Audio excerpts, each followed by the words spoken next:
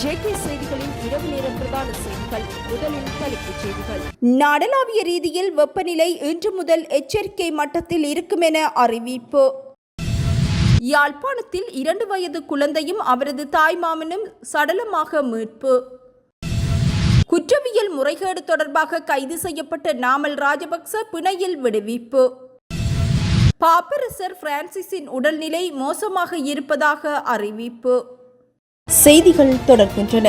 வரவு செலவு திட்ட அறிக்கையை சமர்ப்பிக்கும் போது கடந்த 77 வருடங்களாக பின்பற்றப்பட்டு வந்த மரபினை ஜனாதிபதி அனுரகுமார திசாநாயக்க மாற்றியமைத்துள்ளார். கடந்த 77 வருடங்களாக வரவு செலவு திட்டத்தை நாடாளுமன்றில் சமர்ப்பிக்கும் நிதி அமைச்சர்கள் பின்பற்றி வந்த மரபு இம்முறை வரவு செலவு திட்டத்தில் பின்பற்றப்படவில்லை என அறிவிக்கப்பட்டுள்ளது.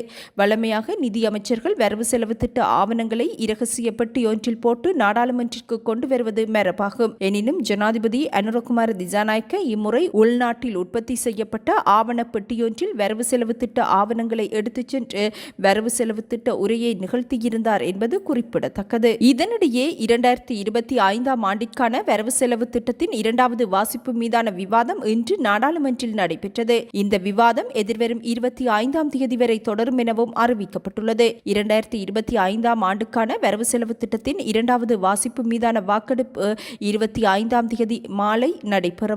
அத்துடன் ஒதுக்கீட்டு மசோதா மீதான குழுநிலை விவாதம் பிப்ரவரி 27ஆம் தேதி முதல் மார்ச் 21ஆம் தேதி வரை 4 சனிக்கிழமைகள் உட்பட 19 நாட்களுக்கு நடைபெறவுள்ளது. ஒதுக்கீட்டு மசோதாவின் 3வது வாசிப்பு மீதான வாக்கெடுப்பு மார்ச் 21ஆம் தேதி மாலை 6 மணிக்கு நடைபெறவுள்ளது.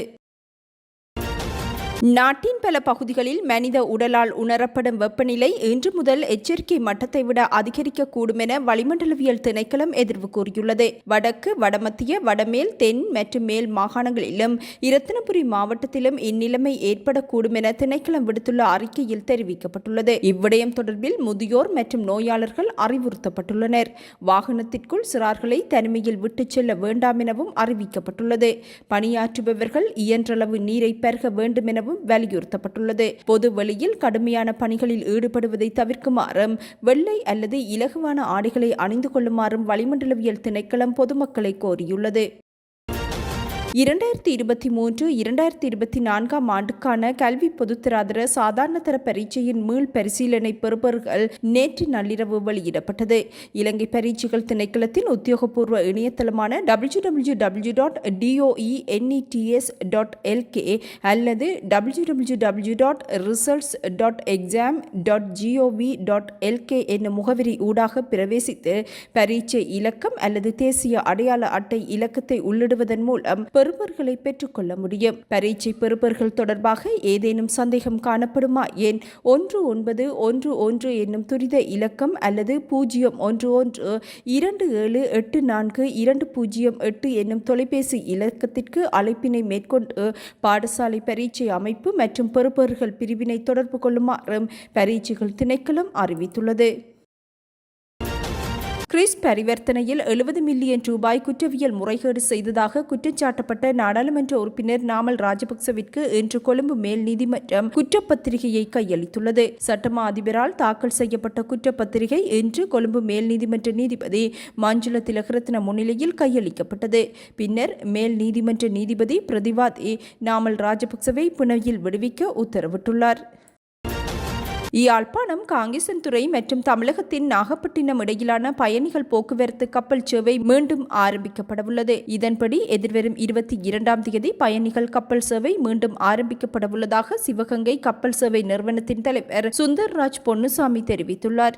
22ஆம் தேதி காலை 7:30 மணியளவில் நாகப்பட்டினத்தில் இருந்து பயணத்தை ஆரம்பிக்கும் கப்பலானது காங்கேசன்துறையை வந்தடைந்து பின்னர் மீண்டும் பிற்பகல் 1:30 மணியளவில் காங்கேசன்துறையில் இருந்து பயணத்தை ஆரம்பித்து நாகப்பட்டினத்தை சென்றடையும். www.sailsubham.com என்ற இணையதளத்திற்குள் பிரவேசித்து பயணச்சீட்டுகளை பதிவு செய்ய முடியும். பயணிகள் கப்பல் சேவையானது செவ்வாய்க்கிழமை தவிர்த்து வாரத்திற்கு 6 நாட்கள் ஈடுபடும் எனவும் அந்நிறுவனம் அறிவித்துள்ளது.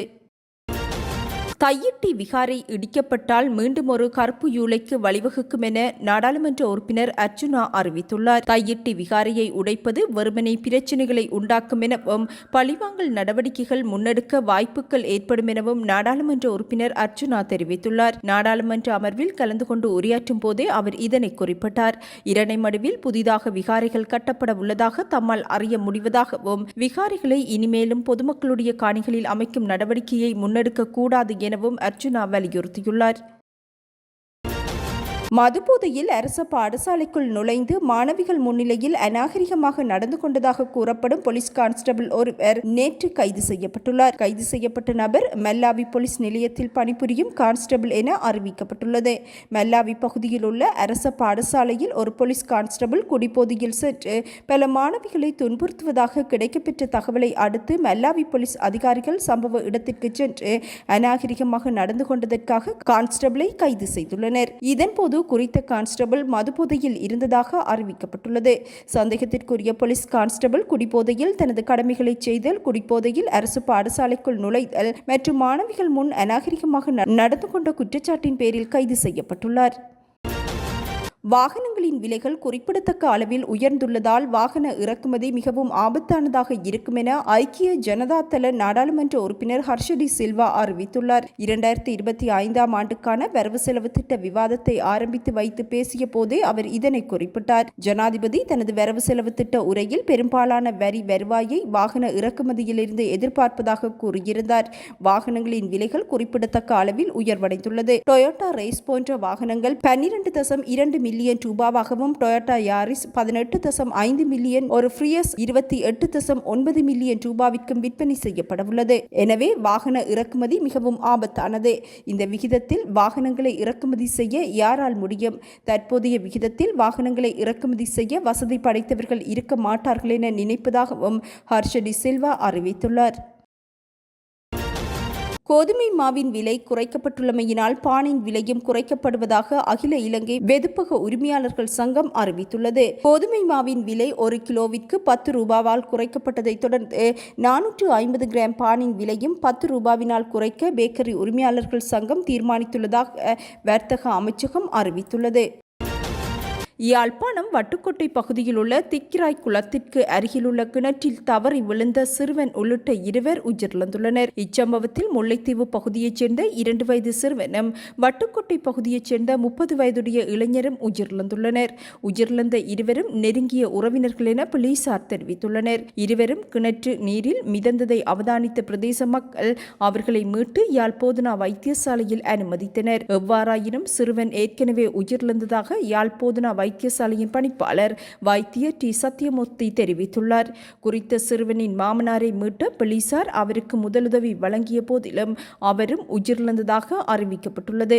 இருவரின் சடலங்களும் பிரேத பரிசோதனைக்காக யாழ் போதனா வைத்தியசாலையில் வைக்கப்பட்டுள்ளதுடன் சம்பவம் தொடர்பில் வட்டுக்கோட்டை போலீசார் மேலதிக விசாரணைகளை முன்னெடுத்துள்ளனர். வீதியை கடக்கச் சென்ற 2 பாடசாலை மாணவர்கள் மீது லொரியொன்று மோதியதில் மாணவர்கள் 2 காயமடைந்துள்ளனர். இச்சம்பவம் வெள்ளவாய தனமல்வில பிரதான வீதியின் வெள்ளவாய போலீஸ் பிரிவுக்குட்பட்ட பத்த பகுதியில் இடம்பெற்றுள்ளது. விபத்தில் காயமடைந்தவர்கள் ஒரே குடும்பத்தைச் சேர்ந்த சகோதரரும் சகோதரியும் என போலீசார் தெரிவித்துள்ளனர். காயமடைந்தவர்கள் வெள்ளவாய ஆதார வைத்தியசாலையில் அனுமதிக்கப்பட்டு மேலதிக சிகிச்சைக்காக மொனராகலை மாவட்ட பொது வைத்தியசாலைக்கு மாற்றப்பட்டுள்ளனர். வைத்தியசாலையில் அனுமதிக்கப்பட்டுள்ள கத்தோலிக்க திருச்சபையின் தலைவர் பாப்பரசர் பிரான்சிஸின் உடல்நிலை தற்போது மிக மோசமாக இருப்பதாக சர்வதேச ஊடகங்கள் செய்தி வெளியிட்டுள்ளன. 88 வயதான பாப்பரசர் பிரான்சிஸ் தொடர்ந்தும் சிகிச்சை பெறுவதாக வத்திக்கான் அறிவித்துள்ளது. சோதனைகளில் சுவாச தொற்று இருப்பது தெரியவந்தமையினால் அவரது உடல்நிலை தற்போது மிக மோசமாக இருப்பதாகவும் அறிவிக்கப்பட்டுள்ளது. அண்மை காலமாக மூச்சு திணறல் நோயால் பாதிக்கப்பட்டிருந்த பாப்பரசர் பிரான்சிஸ் தற்போது ரோமில் உள்ள வைத்தியசாலையில் சிகிச்சைக்கென அனுமதிக்கப்பட்டுள்ளார். 88 வயதான பாப்பரசர் பிரான்சிஸ் உடல்நலக் குறைவு காரணமாக பிரதான மத கடமைகளை நிறைவேற்றுவதிலிருந்து அண்மை காலமாக விலகியுள்ளார். இதேவேளை கடந்த 2021ஆம் ஆண்டு மற்றும் 2023ஆம் ஆண்டுகளில் பாப்பரசர் சத்திர சிகிச்சைகளுக்கு உள்ளாகி இருந்தமையும் குறிப்பிடத்தக்கது.